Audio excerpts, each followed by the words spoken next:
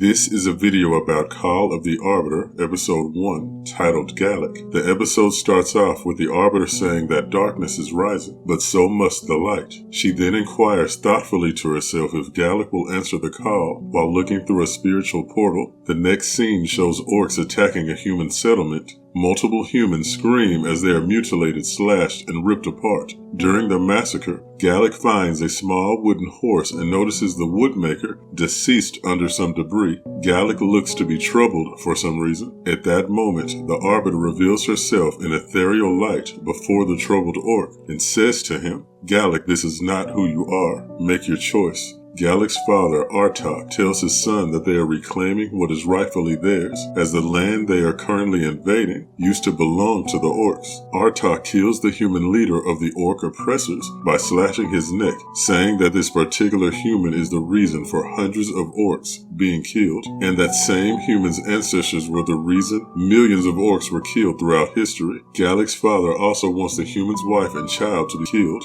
and hands the axe to Galek. Galek lifts the axe, but instead of killing the humans, he suddenly slashes the orc nearest to him and kicks the other away. In shock, Artak asks his son what he's doing, and Galek says he's making a choice and flees with the human mother and child in his arms. Multiple orcs shoot arrows at Galek, and is hit by an arrow in the shoulder, tumbles off of a roof and slams to the ground. Galek rips the arrow out and checks on the humans. He smiles when he sees the baby has not been harmed. The baby coos and smiles back. However, Galek's smile turns to despair when he sees the mother has fatal wounds. The mother weakly says please and hands the lone orc ally her child. Galek continues to run, jumping from roof to roof until he finally reaches a ship. He is about to set off, but his father Artak catches up. Galek tells his father that he doesn't wish to fight. In response, Artak says that he has no son and attacks Galek. They fight furiously, brandishing axe and flame,